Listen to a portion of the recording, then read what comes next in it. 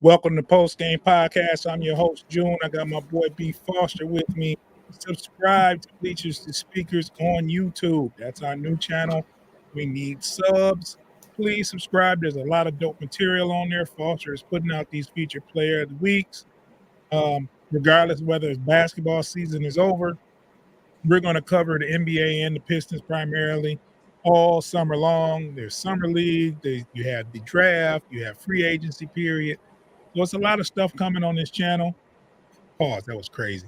A lot of stuff going on with this channel. Foster, let me stop here, man. Let me go ahead before I mess something else up. And you can talk about this next player here on this segment here. Who we got? All right. We got Jamal Shead out of Houston, who is a floor general playmaker, a true. Hold on, Foster. Yep. This guy is the reason why I did place a bet in the tournament. It's the guy that's the reason why I lost my bet. This guy got hurt. You're right. He got hurt in the game. I think it was a Final Four game, and he got hurt. But they were looking good before he got hurt and throughout the tournament. But go ahead. I'm sorry.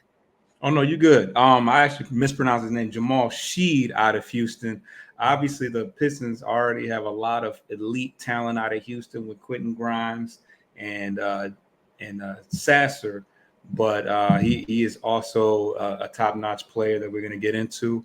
He's out of Houston. He's 22 years old, and he's 6'2", 200 pounds solid, so a big bruiser at the point guard position. He's tough, physical, and a hard-nosed point guard. He's a pass-first guy who's able to penetrate and kick.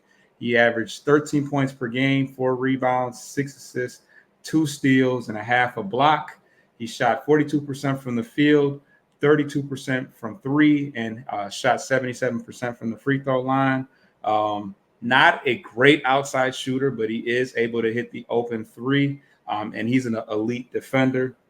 As far as his weaknesses, at the next level, he's going to need shooters around him. He's definitely not looking to score first, so he's definitely a guy that needs shooters around him to flourish at what he does. He also struggles to finish over long arms. He's only long arms protecting the rim. He's only 6'2", and is pretty much a below the rim offensive player.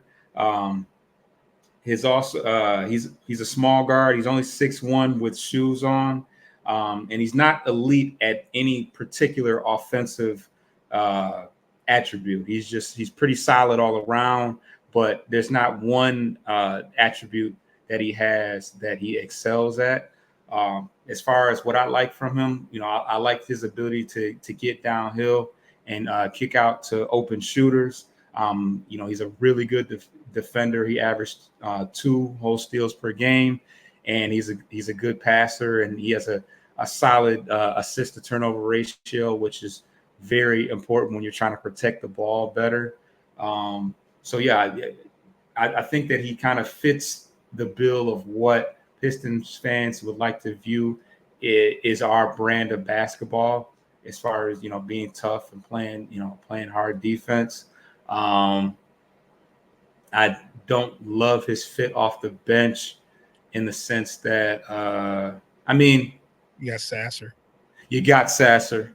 And Sasser, you want him to be off ball, so it definitely creates